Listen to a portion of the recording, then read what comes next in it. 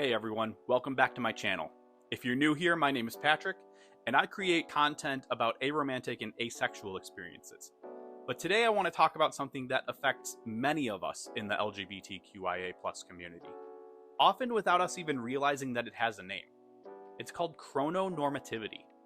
We'll dive into what it is, how it can shape our lives, and I'll share my own experiences with it. Then we'll wrap up by talking about how we can overcome it. Chrononormativity is a term that refers to the societal expectations about how people are supposed to experience and structure the timeline of their lives. These expectations dictate when certain life events are supposed to happen, like going to school, starting a career, getting married, having children. These norms are often portrayed in more of a linear type of one-size-fits-all timeline that everyone is supposed to follow. For many people, this timeline can feel like a natural progression. But for those of us in the LGBTQIA community, this can feel limiting and sometimes even alienating. Chrononormativity can be particularly challenging for queer individuals because our experiences and desires don't always align with these traditional timelines. Here are a few ways that it can impact us. For starters, there's a societal expectation that everyone should date, get married, and have kids by a certain age. For those of us who don't experience romantic or sexual attraction, or those who experience attraction different from heteronormative, this can create unnecessary pressure and lead to feelings of inadequacy or exclusion. Others might assume that we're missing out or that we haven't settled down yet. We might be called selfish or prudish or picky or shallow, and assumptions are made all too often, especially for those who aren't out yet. And that may even be dangerous for folks. Without the milestones of heterosexual marriage and children, we might face questions or judgments about our career choices and our personal lives. We might feel pressures to focus less on our careers and interests from others who think that those aspects of our lives are getting in the way of what they think of as happiness. They may not see the aspects of your life that matter most to you as equally valuable to the expected chrononormative milestones. Sometimes chrononormativity can make it hard for us at gatherings like weddings, anniversaries, and family gatherings because it highlights our different life paths. This can lead sometimes to feelings of isolation or being out of sync with our peers, or anxiety over questions that you might get asked about your own path. Questions like, are you seeing anyone? When are you finally going to settle down? And when are you going to have kids of your own? The timeline for coming out and understanding your identity can also vary greatly. Chrononormativity can make us feel pressured to figure out things on time, but the reality is that self-discovery is a unique journey for everyone. Some figure things out when they're younger, some might feel something's off or something's different, but they don't have the right words to articulate it until later. And for some, their identity might be more fluid and change over time. Everyone's timeline is their own, and everyone's is valid. Chrononormativity isn't just about external pressures. It can also influence how we perceive our own lives and our own worth. It's important to recognize these societal expectations and understand that our value isn't determined by how closely we follow a prescribed timeline. Now, I want to share how chrononormativity has played a role in my own life. I'm aro-ace, asexual and aromantic. So I experienced chrononormativity in a number of different ways. In high school, it was the pressure to date, to have that first kiss, to have someone to take to prom, which thankfully I took one of my best friends who went to another school and was willing to wear the same dress twice, once for her prom with her boyfriend and then once for mine. And while I didn't mind kissing and sometimes kind of enjoyed it, depending on the person and our connection and the moment, in high school it still felt like something I had to do just to meet some sort of quota or checklist, just to get it over with. But come college, those pressures still lingered. Sure, I crossed the first kiss off my list and prom was behind me, But as people were more sexually forward and expressive in college than they were in my high school, I faced a lot of new pressures. This time around, it was even worse. At least with kissing, it was something I wanted to do on some level, and I didn't always view it as something to cross off a checklist. But there were things I let girls talk me into in college. Things I'm still sad I ever went along with. Because I didn't want to do them. I know in my heart to this day I didn't want to do them, and I wouldn't even now. But things I felt I had to do back then just to keep up. Things I thought I had to do to keep up the relationship that I thought I also needed to keep up on the romantic side of things. The pressure from my guy friends was also mounting. The hookup culture, the locker room talk that was no longer kept to just the locker room but came up almost anywhere. Dorm rooms, living rooms, parties, even in the stands at football games, they'd talk about their encounters. And they'd try to get me to do it too.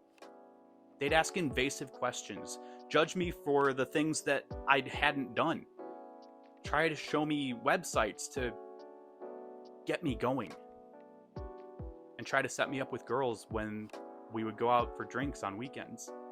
I even remember being yelled at by one of them for dancing with a girl and not asking for her number. The reality is I never wanted to dance with her. I never wanted to dance with anyone. I just wanted to spend time with my friends. I didn't go there looking to hook up with someone or to meet someone. I wanted that night to be with my friends.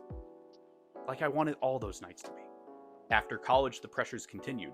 Not right away, but after a few years, friends started getting engaged. I started getting invited to weddings. I even got asked to be the best man in 3 different weddings. I felt lonely sitting at those tables while everyone else had someone to dance with.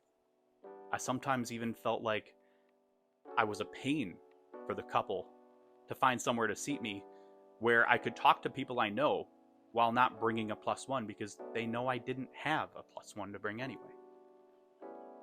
At least with those who do bring a +1 or are in a relationship, they have a partner to talk to already. I'd have to be seated strategically. And though no one ever admitted it, I know that went into their planning. And then there's the questions, the assumptions, and again, the pressures at the reception itself. I remember once the father of the maid of honor at one of the weddings that I was best man in asked me if my wife would be joining us. I said I wasn't married. And the man pointed to my ace ring before realizing it was on the wrong hand and finger for it to be a wedding ring. Rather than explain what asexuality is, I just said I wear it for fashion. Being the best man, there's also the pressure and, dare I say, forcing against my will to go out to the dance floor to catch the garter. Same thing as catching the bouquet, but it's for the single men, which of course I qualify. It's by far my least favorite part of the whole event. In fact, I would say it's the only part of a wedding that I can say that I don't like. I've literally been called out over the speakers for not going out to the dance floor for it. At which point, I always have to cave. The idea of going out there and catching that garter is so that you can be matched up with the woman who caught the bouquet. You're supposed to be the ones that get married next, and you're supposed to have a dance together. That's all a big no thank you on every level for me. Now I'm at the stage where most of my friends who got married have children, or are expecting as I speak right now. As excited for them as I am for all these things that mean so much to them in their lives, for them to make the dreams that they've had for themselves come true, I'm constantly flooded with reminders that I'm not like them, that I don't want those things. And even though I can say that confidently, it's hard not to feel like I'm doing something wrong.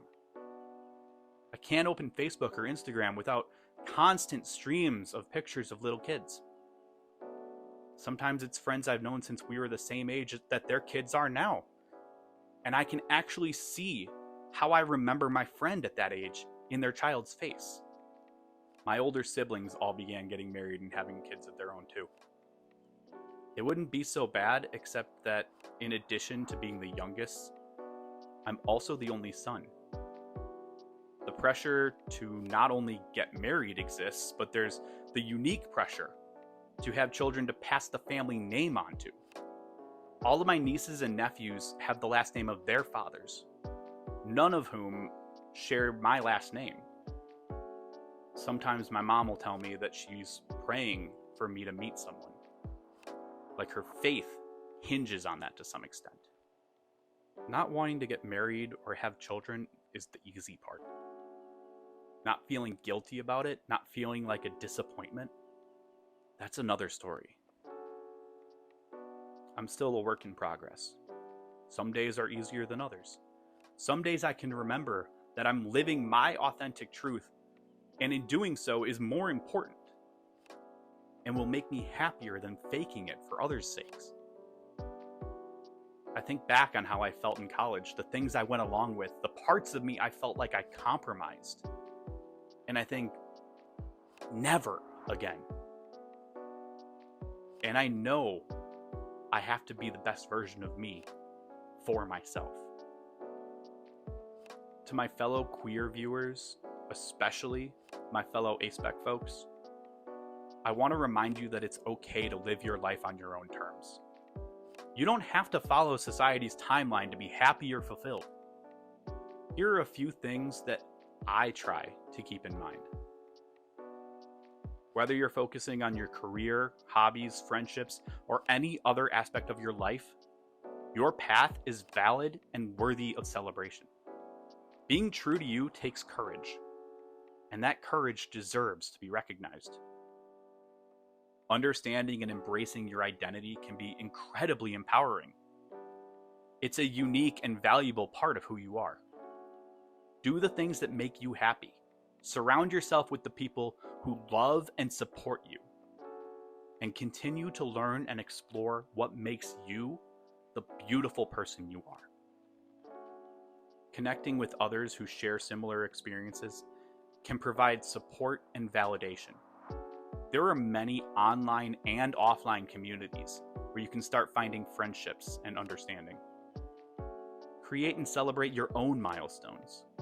They don't have to fit into traditional molds of chrononormativity to be meaningful. Celebrate your achievements, your friendiversaries, your outiversary if you have come out. Celebrate any milestone that matters to you. Remember, you are not alone, and your journey is just as important and as beautiful as anyone else's. Write your own story and create your own timeline by living your authentic truths. Let's continue to support each other by challenging, disrupting, and dismantling societal norms together. Thank you so much for watching. If you found this video helpful, please give it a thumbs up, share it out, and don't forget to subscribe for more content about aromantic and asexual experiences. Leave a comment below with your thoughts on chrononormativity, or share your own experiences. Until next time, take care and stay proud.